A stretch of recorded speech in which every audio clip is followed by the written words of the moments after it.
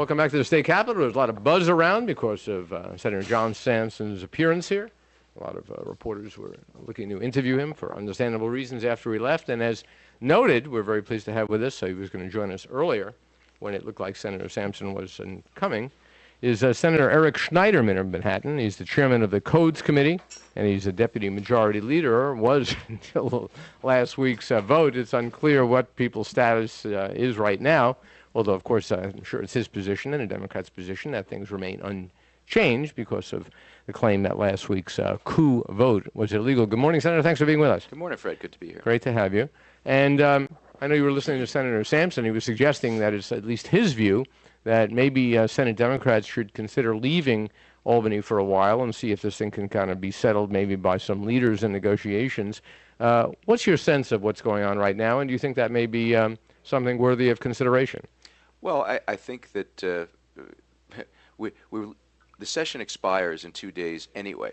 This coming Monday, June 22nd, is the last day of the legislative session. So the only way I believe we're going to get anything done is for the two sides to put on hold their claims that the Democrats claim that Malcolm Smith was elected in January and is still the temporary president of the Senate, and the Republican claims that Pedro Espada was legitimately elected as the president of the Senate. We have to put that on hold, come up with a way that we can agree on an active list, which is how you determine what bills are voted on the floor, in order to do any business. I mean, this is not something that I see either side giving up their legal claims on anytime soon. So either we come to an agreement or things start to expire. You know, local taxes is a tremendous concern to people in my conference. We can't allow our local governments to go bankrupt because the Republicans refuse to negotiate an active list so we can pass the bills. Senator, you know politics as well as anybody does around here, and you know politics rather than public welfare or the common weal really drives a lot of what goes on around here. I mean, could it be a accurate political judgment by the Republicans that as long as this chaos continues in this heavily Democratic state, it redounds to their advantage, that keeping this kind of paralysis going now, endangering the county's financial stability, holding off on mayoral control in New York City, and some other things, in fact, may be benefiting them politically. And if they may view things that way, how can you expect them not to do what they're doing right now? Well, you know, there's an expression that's used often in Albany, no matter how cynical you are, it's hard to keep up.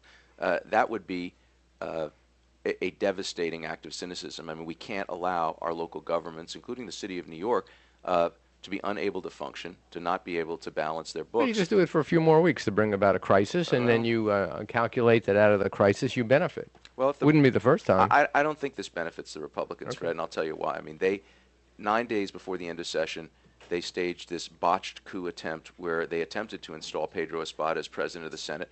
The court declined to uphold their claim of that or really to intervene in the matter at all.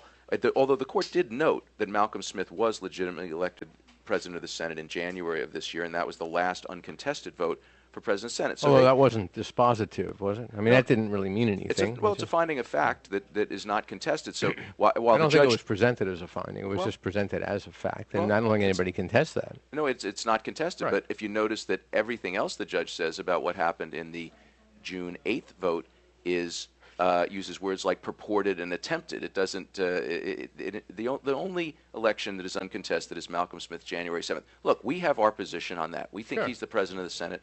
They claim Pedro Espada is the president of the Senate and next in line to succeed Governor Patterson, my friend, who I hope is in good health. And we're not going to resolve that this week.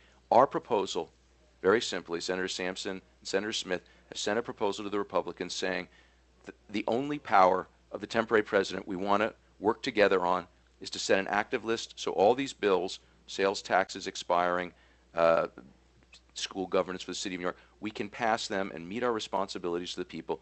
Then we can go back to fighting about who's the president of the Senate. That's the Democratic proposal. We're willing to put our differences aside for the sake of the people. If the Republicans think they're going to get a political advantage by refusing to have a bipartisan agreement on bills to vote on, a bipartisan active list, I think they're making a bad miscalculation. Senator Skelos was just nice enough to send over what he says is an active list of bills to be taken up today. I see Democratic bills on them as well. Are you going to be in the chamber when they convene, do you think? Well, no, and I think this is the critical point. The only person with the power to set an active list under the Senate rules, Rule 8, Section 6, is the temporary president of the Senate. If I walk out onto the floor to vote on an active list generated by Pedro Espada, I'm conceding he's the temporary president. Right. If they walk out to vote for an active list generated by Malcolm Smith, they're conceding he's the temporary Hence president. the dilemma. Well, the dilemma. no, but we've offered a solution. We have a bipartisan agreement modeled on dozens of other states where there has been a tie, and they've worked out an agreement to set an active list and go forward. It's on the table. Senator Eric Schneiderman, we appreciate you being with us. If you can stick with us a little bit longer, we'd appreciate it. We've got to take a break now, because we didn't take a break in the first half hour, so we'll take a break and we'll be right back.